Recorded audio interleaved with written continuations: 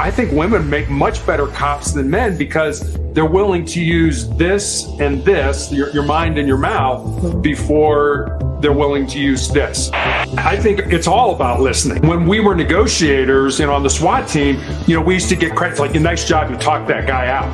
What we really did is listened the guy out. One of the things that team sports taught me was the importance of being part of something that's bigger than yourself. I got to a point where it was like, this sucks, but I'm going to have to embrace this suck. I don't like these cards, but these are the cards that I've been dealt, and I'm going to have to play them to the best of my ability. And I've been trying to do that for the last 10 years. Welcome to Respond to Resilience, along with my co-host, Bonnie Rumley, LCSW, EMTB. I'm David Dashinger. In this episode, we'll be speaking with Terry Tucker. He's a former SWAT team hostage negotiator, also an author and cancer warrior, and he's the founder of Motivational Check, LLC, about the 4 truths to leading your uncommon and extraordinary life. Catch all our episodes by liking and subscribing to our YouTube channel, Respond to Resilience. We're also on Facebook, Respond to Wellness Inc., bbsradio.com, Apple Podcasts, Spotify, all the podcast platforms, and our website is respondertv.com. You can see all the past episodes there and get guest information. We'll be back to speak with Terry right after this. In this family, more of us die by our own hands than by the hazards of the job. In this family, up to a quarter of 911 dispatchers have symptoms of PTSD. In this family, our mental health and wellness are in crisis, while responders are quietly suffering. In this family, many struggle with job-related stress, burnout, trauma, sleep disruption, substance abuse, and marriage problems. In this family, we can help the helpers with vital information and resources, resilient strategies, and success stories of overcoming the obstacles. In this family, no one is alone. Welcome to Respond to Resilience with co-hosts retired Lieutenant David Dashinger, Dr. Stacy Raymond, and Bonnie Rumley, LCSW, EMTB.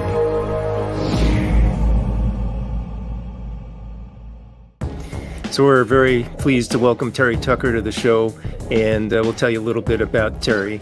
He's a motivational speaker, an author, an international podcast guest on the topics of motivation, mindset, and self-development. He has a business administration degree from the Citadel, where he played NCAA Division I basketball, and a master's degree from Boston University. In his professional career, Terry has been a marketing executive, hospital administrator, SWAT team hostage negotiator, high school basketball coach, a business owner, motivational speaker, and for the past 10 years, a cancer warrior, which resulted in the amputation of his foot in 2018 and his leg in 2020. He's also the author of the book, Sustainable Excellence, 10 Principles to Leading Your Uncommon and Extraordinary Life. Welcome to Respond to Resilience, Terry. Well, thank you, David. Bonnie, I'm looking forward to talking with both of you. It's nice to have you. Thank you. So let's dive right in. Of course, we want to hear about the hostage negotiations as well. But wondering, how did you get into law enforcement in the early part of your life? Yeah, it really wasn't in the early part of my life. I was a 37-year-old rookie police officer, which by most accounts would be considered old to be getting in that line of work. Very unique. And there actually kind of is a backstory, because David just mentioned that my first 2 jobs were in the corporate headquarters of Wendy's International in the marketing department and as a hospital administrator. And then I made the pivot to law enforcement. The backstory of that is that my grandfather was a Chicago police officer from 1924 to 1954. So he was in Chicago during Prohibition, when alcohol was outlawed in the United States, during the Great Depression, the late 20s, early 30s. And when the gangsters, Al Capone and those guys, were shooting up the town, and he was actually shot in the line of duty with his own gun. It was not a serious injury. He was shot in the ankle, taking a homicide suspect back to the lockup. But my dad always remembered the stories that my grandmother told, and my dad was an infant when this occurred, of that knock on the door of Mrs. Tucker, grab your son, come with us, your husband's been shot. And let's be honest, trauma medicine in 1933 was a whole lot different than trauma medicine was today. So when I expressed an interest in wanting to go into law enforcement, my dad was absolutely not. You're going to go to college, you're going to major in business, you're going to get out, get a great job, get married, have 2.4 kids, and live happily ever after. but that's what my dad wanted me to do. That wasn't what I felt my passion or my purpose was. When I graduated from college, my father and my grandmother were both dying of different forms of cancer.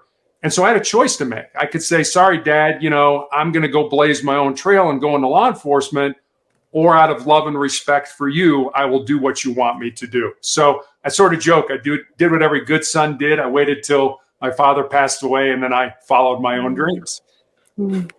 And what was it like for you to be a 37-year-old rookie? Was it what were the advantages and disadvantages? I took a lot more Tylenol in the police academy than the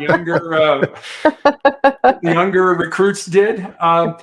In a way, it was good for me because having had that life experience, having had something to fall back on, I think made me a better police officer. I was able to talk to different kinds of people and talk about different things. So I was very glad that I did those years in business and in hospital administration.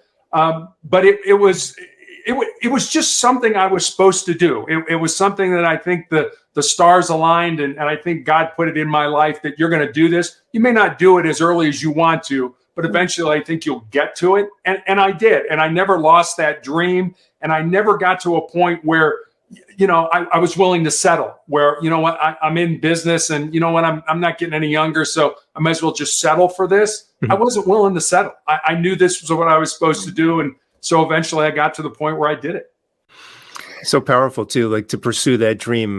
Having been in the music business, you hear a lot of stories about people that, I wanted to go into the music business. I had this talent, but, I just decided not to pursue it. And I think it in a way, it can be kind of a pain that you carry with you for maybe the rest of your life. So kudos for making that choice.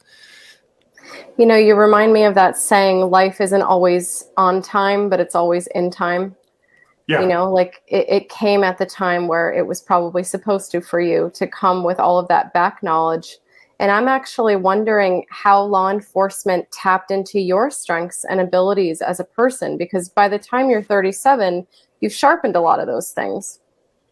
You have, and I was lucky in that regard, and I also had a very strong support system. My wife married me when I was a suit and tie, 8 to 5, Monday through Friday hospital administrator, and when we got married, we moved to California.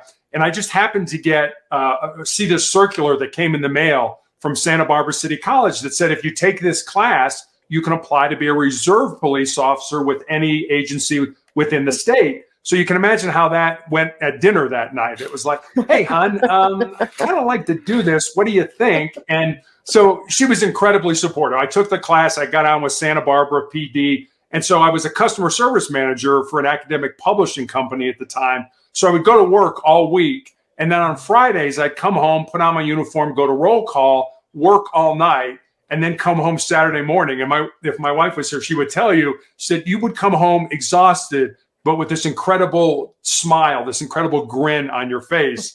And she was like, I knew that was what you were supposed to do. So when our daughter was born and we moved to Cincinnati, I looked at her and I'm like, look, I've got the bug. I want to do this full time. And she supported me in doing that. It certainly is a bug, right, David? I think we both had it. Yes, and sometimes it's also like, that open door, right? In my case, we happened to buy a house next to a firehouse, and one thing led to another, so it became a career path. When it comes to occupational cancer exposures, members of the fire service are some of the highest risk professionals nationwide. Firefighters Against Cancer and Exposures, also known as the FACES Foundation, is an advocacy organization established to bring awareness, resources and peer support to responders in need of additional help in battling potential cancer diagnoses or critical concerns. The FACES Foundation was established by a national alliance of first responders to offer supplemental resources for firefighters. One of its core initiatives is cancer awareness in the form of prevention and early detection, supporting vigilance about occupational cancers and cancer recurrence through our national Get Checked Now campaign. Also, the FACES Foundation publishes a major public catalog of resources for the many areas of need, including information on clinical and mental health therapies, benefits and compensations, funding sources and financial strategies. For more information, please visit the FACES website at facesusa.org. Terry, some of the challenges you faced as a law enforcement officer, like, can you talk about those a little bit? The skills that you had, and maybe some that you had to develop on the job to meet some of those challenges? Yeah, I mean, I get people that, not as much anymore, unfortunately, but I used to get people who reach out. It's like, I'm interested in law enforcement. What do you recommend? And I always used to tell them, put your devices down.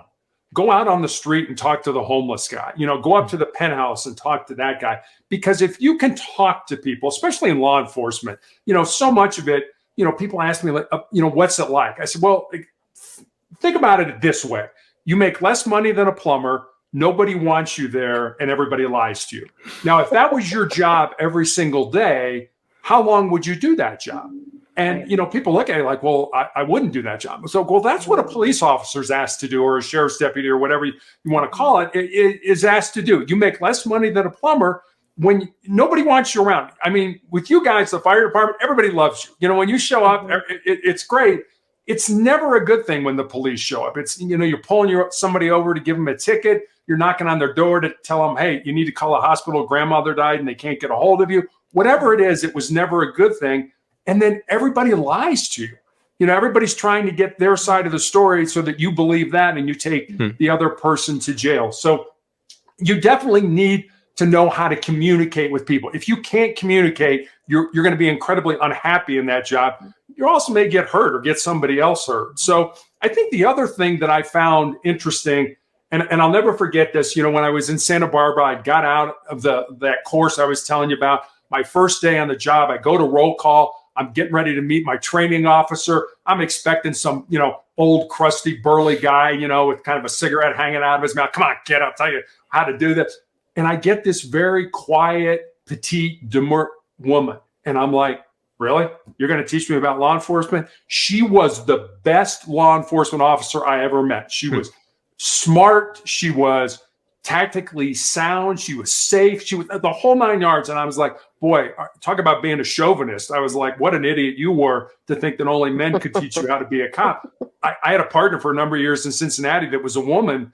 And I think women make much better cops than men because they're willing to use this and this, your mind and your mouth, before they're willing to use this. And I never wanted to fight anybody. I'm 6'8", 240 pounds at the time. So I didn't get many fights. Even drug-induced people didn't kind of want to take me on. But why somebody would come on that job to sort of, kick butt and take names, it's like you're going to get yourself hurt. You're going to get other people hurt. So come on the job because you want to make a difference. You want to help your community. Don't do it because there's some kind of bravado going on in your life.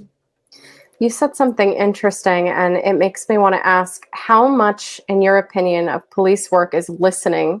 Like, if it was 100%, how much is listening and how much is talking to be an effective officer? I think it's all about listening. I mean, when we were negotiators, on the SWAT team, we used to get credit. Like, nice job, you talked that guy out. What we really did is listened the guy out. And that's, and we can talk more about that, but it was really listening to what's being said, what's not being said, and how it's being said. And if you can kind of pick up on those nuances and realize, that's not what a normal person would say. I mean, kind of going back to investigation and interrogation with people, it's like, well, what do you think should happen to somebody that molests a child? Well, somebody that is guilty a lot of times will be, well, they should get help, and they should, somebody that's innocent would be like, you should cut their testicles off and hang them from a tree. I mean, the emotion that comes when you're innocent, as opposed to, you're guilty and you're trying to downplay it and sort of remove yourself from the situation, was pretty interesting. And if you could pick up on those nuances about what people were saying or what they weren't saying, then you could kind of take that investigation a little bit further. It sounds like that skill is so important, but also for all of us in our professions to listen. I think we all probably talk a lot more than we should and don't listen enough. I see that in my office. I see it with couples. It's across the board. So it would be amazing to see how much more effective we could all be as first responders if we honed that one skill. It would. And we used to use a lot of what and how questions. And it's so funny. Last week I was in treatment, and I had one of the nurses was with me, and she asked me, I don't forget what we were talking about, but she asked me a what question. And I just kind of started laughing and looked at her like, are you trying to negotiate with me? No, I'm just trying to understand what's going on. But it was. Well, you must have to develop almost like a street level psychologist approach to what people are saying or not saying and the information. Like, I think responders really are information gatherers, and the better you can distill that information into what's important and what's relevant, better you can do your job. Oh, absolutely. And I'm, fire department's the same way. What aren't people telling you that, you're looking at their heart rate or blood pressure or something like that. It's like, wait a minute, that doesn't make sense based on what you're telling me and things like that. So, I mean, it's not just law enforcement. I think it's first responders that sort of need to key into what people are saying or what they aren't saying. And again, a lot of times how they're saying it or what they're saying and how that's coming across to other people. So, well, that doesn't make a lot of sense. And, a lot of times if you're under the influence of something, you don't make a lot of sense, but just trying to put that puzzle together, whether it's, fire department, paramedics, law enforcement, it really is a lot of times sort of about the hunt, about putting the case together, about figuring things out and putting the puzzle pieces in the right place. Yeah, absolutely. And I would add to that dispatchers, right? They're really, that's their whole job is getting the pertinent information and disseminating it to the units responding. I can't imagine, at least for us being a dispatcher, I mean, we're there, we're involved in the situation. They're somewhere else listening to what's going on and, sort of on the edge of their seat. I mean, they are absolutely the unsung heroes. I mean, the more information they could give us, the better we could react to what happened when we got on scene. But they didn't know, and especially you come on the radio asking for help and they're trying to raise you and, you're involved fighting with somebody and they can't. They are definitely the unsung heroes. And I would argue the best listeners of all of us. Oh, absolutely. For sure. I wanted to ask you about a term that you use, motivational check. What does that mean? Motivational check was a phrase that was given to us in the academy by our defensive tactics instructor. And it was a phrase that, and this guy was, he actually went and trained with the Navy SEALs. So it gives you an idea of kind of how out there this guy. I mean, we ran a marathon. We did all kinds of things in the academy to get us ready. He was amazing. But he gave us that phrase, motivational check, as a way of you could just yell it out at any time you wanted. If you were just, I'm having a tough day. I'm sore. I'm tired. I can't get through this. And we would respond with our class number. We were the 84th recruit class in the Cincinnati Police Department Academy. And just to let the person know, hey, you're not alone. We're all hurting, but we're all going to get through this together. And that was just a phrase that was used all the time with people when they were just having a tough day. And when I started my blog, I was like, well, what do I call this thing? And motivational check just seemed to be the right thing at the right time. Yeah, I like it. It just clicks very well. It's like a mantra. It is. Yeah. Won't stop tonight. Won't stop tonight. I won't stop tonight. Stick it to your memory, and this is where we Give up. I know it's tough. Whatever you're going through, you're strong enough. Let it grow, let it grow. Let it grow, let it grow. now we're keeping it hot. Let it grow. Won't stop tonight. Won't stop tonight. I won't stop tonight. Won't stop tonight.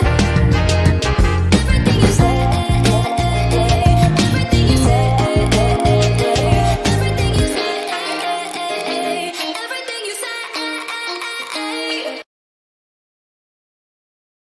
Terry, let's shift gears and talk a little bit about your 10-year cancer journey and how has cancer changed you?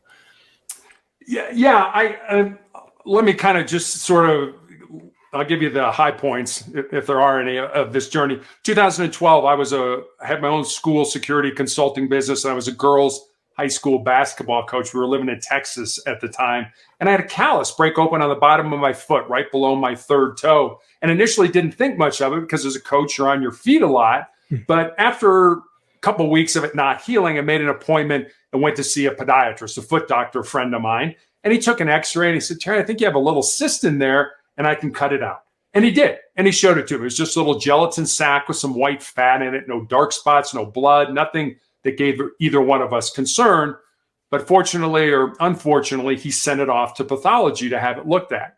2 weeks later, I received a call from him. And as I mentioned, he was a friend of mine. And the more difficulty he was having explaining what was going on, the more frightened I was becoming.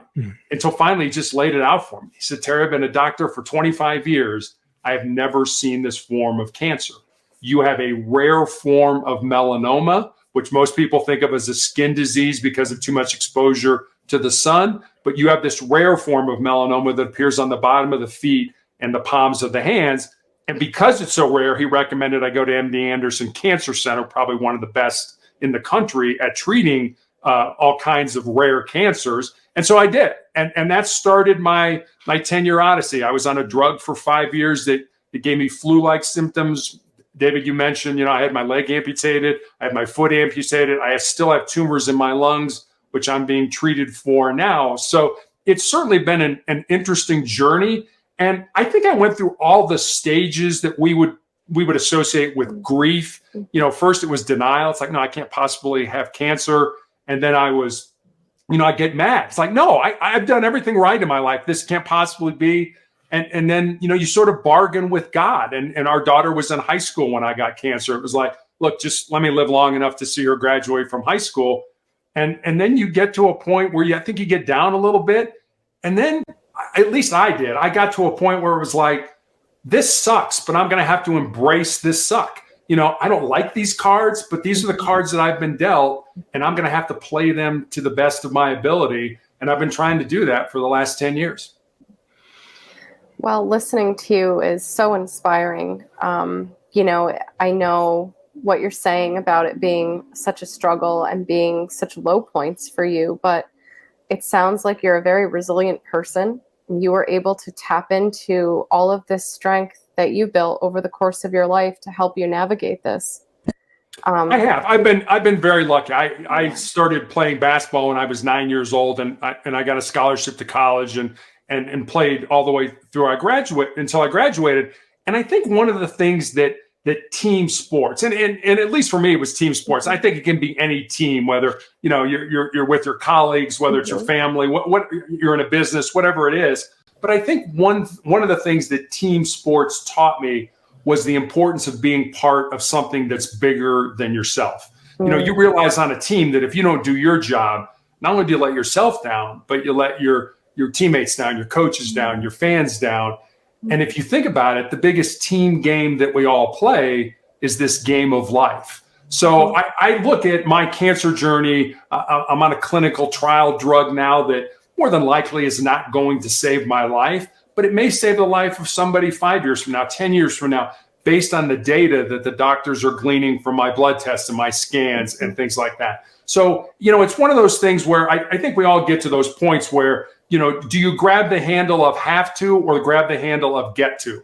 And when I go to treatment, I hate it, but I get to go to treatment because I look at it as it's something that's bigger than me that might help somebody else down the road.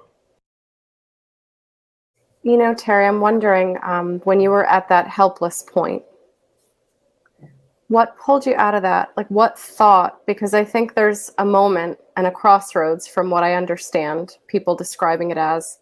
And I'm wondering, when you were at that crossroads, what did you draw on to pull yourself out and to have hope again? I talk about my 3 F's, and those are faith, family, and friends. I have a very strong faith in God, always have. When I was on the interferon, the drug that I mentioned for 5 years, there was a point, you're right, where I was hopeless. It was helpless. It was like, I am so sick of being sick. I prayed to die. And God didn't obviously take me, but then I prayed then you better give me the strength to help me get through this. And I believe that he did.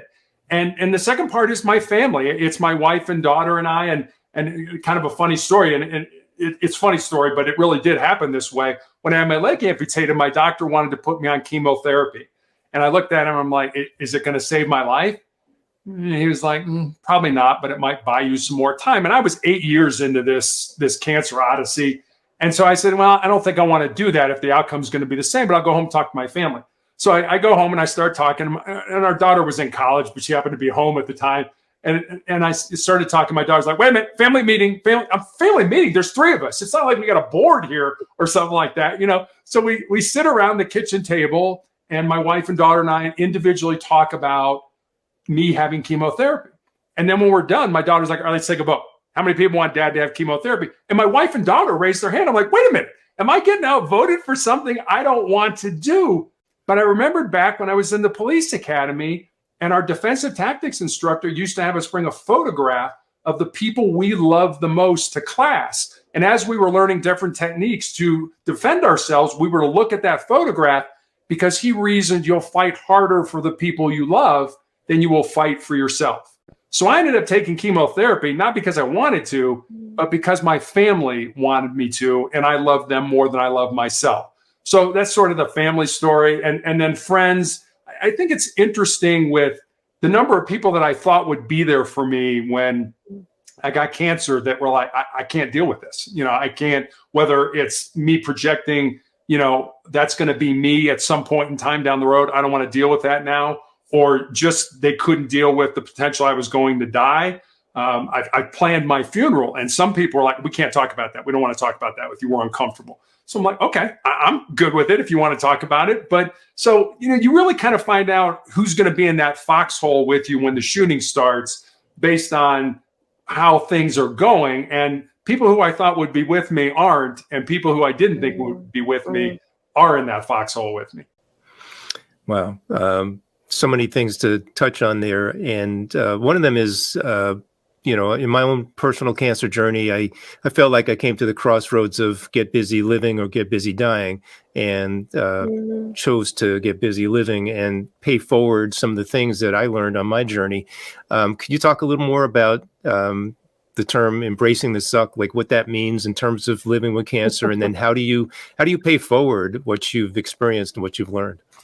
Yeah, I think embracing the suck is just getting to a point in your life where you realize you don't have much control over this. When I was in college, I went to a military college in South Carolina. And for 1 year, one of the individual who was the president was a man by the name of James Stockdale. Now, that may not ring a bell for either one of you, but I'm old enough to remember he was an admiral in the Navy. He was shot down in his A4 over Vietnam. And he was the highest ranking prisoner of war at the Hanoi Hilton, and actually was a Medal of Honor winner based on what he did to resist the Vietnamese. When Ross Perot ran for president of the United States, he picked Stockdale to be his vice presidential running mate.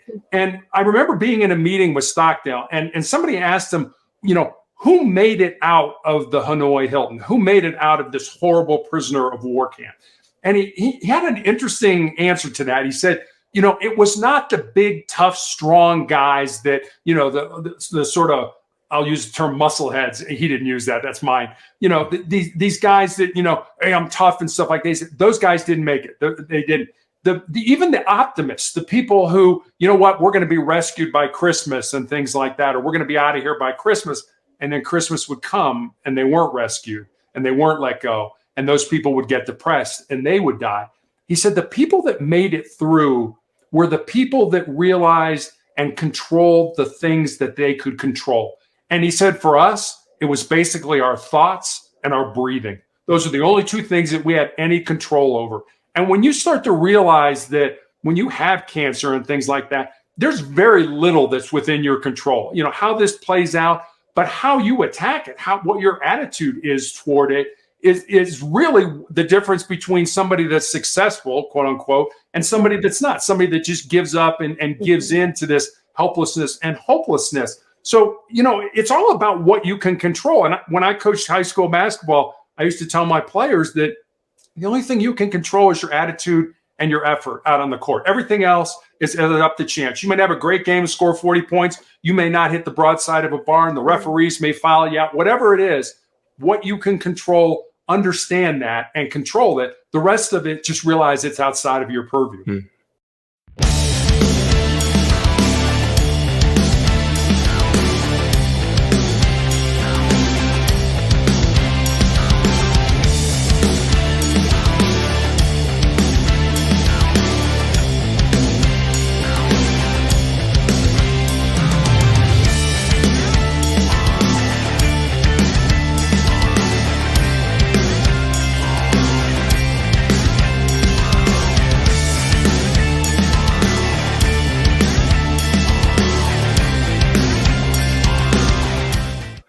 I think that's such a good lens, and what you've just described could be applied to a slew of problems that we see with first responders or just in people's personal lives, you know, whether you're approaching an illness or divorce or death of a spouse or all the multitude of issues that happen in life.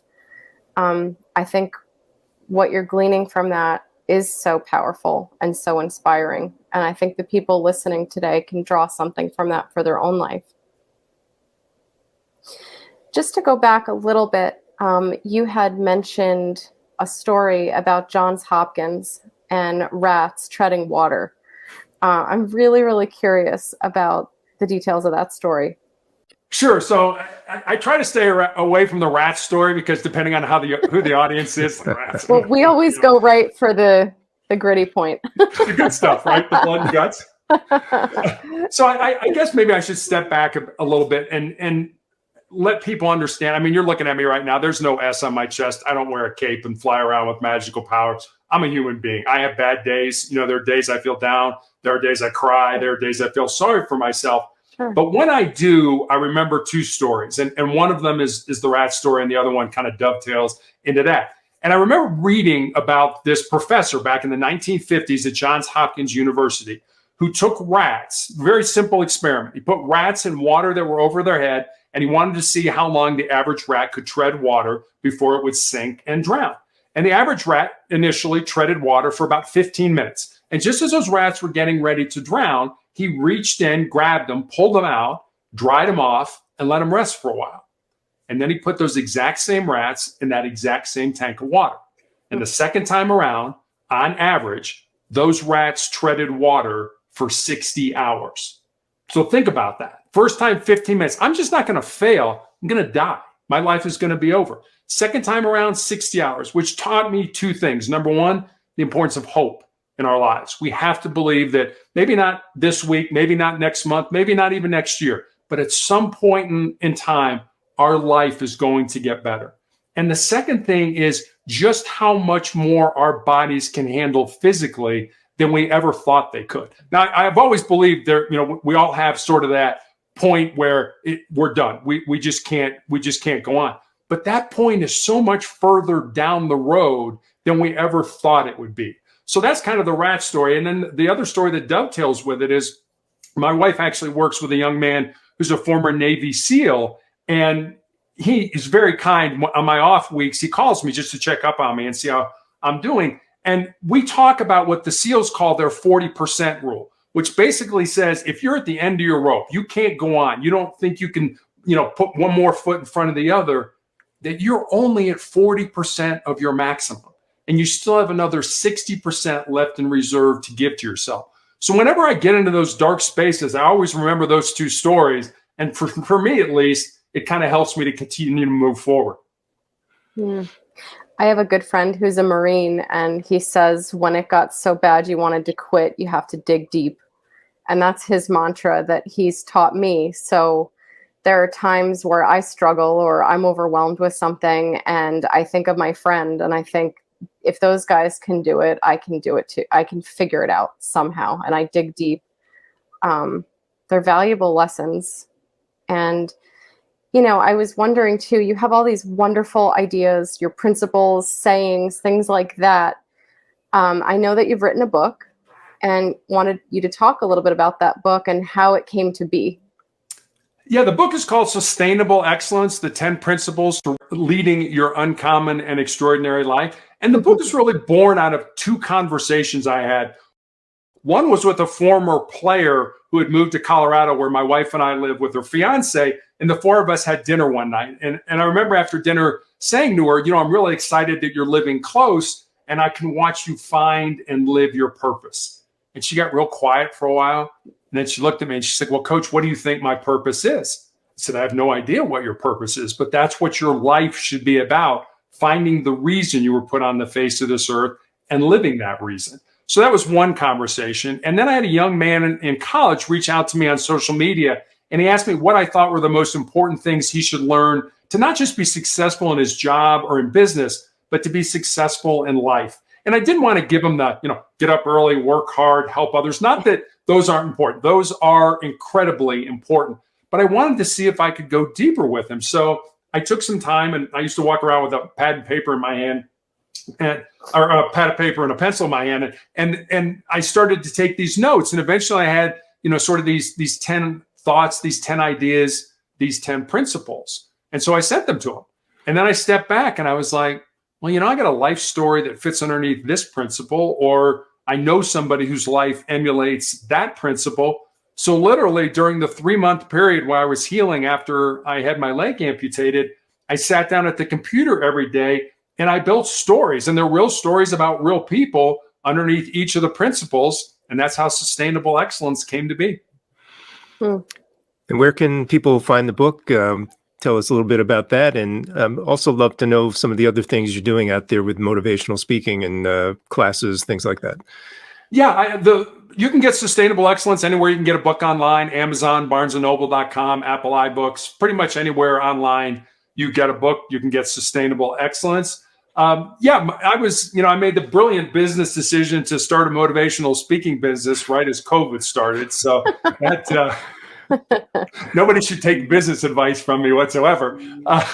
But people started to read the book and hear me on podcasts. And that was kind of, like everybody else, we had to figure out a different way. I mean, not so much first responders. I mean, we still had to do what we had to do. But for people in business and that, it's like, how am I going to deliver my product or my service in a way that is going to be different now that COVID hit? And I was thinking the same thing. And somebody reached out to me and said, would you like to be a guest on my podcast? And my response was, what's a podcast? I had absolutely no idea what a podcast was. They explained it to me, and I said, sure, I'd be happy to do it. And I did a podcast yesterday with a former NFL player who told me, said, when I started my podcast, I was scared to death. He said, I had no idea what I was doing. And I said, I felt the same way when I was a guest on the podcast. I had notes all around my camera, and they'd ask me a question. I'd be like, okay, the answer to that is, and it was so, I was terrible. I was terrible at it. But it's eventually, the more you do it, the better you get at it. And now I've been very fortunate to be on, probably 500 podcasts around the world with different people talking about a lot of the same stuff. But I've never had a bad experience. People have been amazing throughout this whole situation. So people started to hear me and then said, we'd like you to put a membership program together. And I was like, with my treatments and stuff, I don't know if I really want to do that. But eventually I did. And I just started the Sustainable Excellence membership in June. So it's really still kind of in its infancy, but people are starting to come on board. It's on-demand videos. It's a community, a closed community where like-minded leaders and professionals can kind of, bounce things off each other and stuff like that. And I learned a lot from these people as well. So it's been a lot of fun for me. Great. And how can people find you on the internet or social media? So my blog is Motivational Check. So motivationalcheck.com will get you to me. You can leave me a message there. You can actually get access to the book. I do have recommendations for videos to watch, other books to read. My podcasts that I've been on are on there as well. And you can also get access to the Sustainable Excellence membership on motivationalcheck.com. That's great. I was laughing when you said you were terrible in the beginning. I think David and I know the feeling. It's like over time you polish, you get better. You do. Yeah, you got to put in those 10,000 hours. I had nowhere to go but up. I was so terrible. It was just like, oh my gosh. I was like, no, I don't even want to put that up. Well, we're blessed to have you when you've put in the hours to get to the place you are now, which is an incredibly inspiring and interesting guest, and so much good stuff you're putting out there in the world, Terry. So thank you for all you do, and thank you for being with us on the show.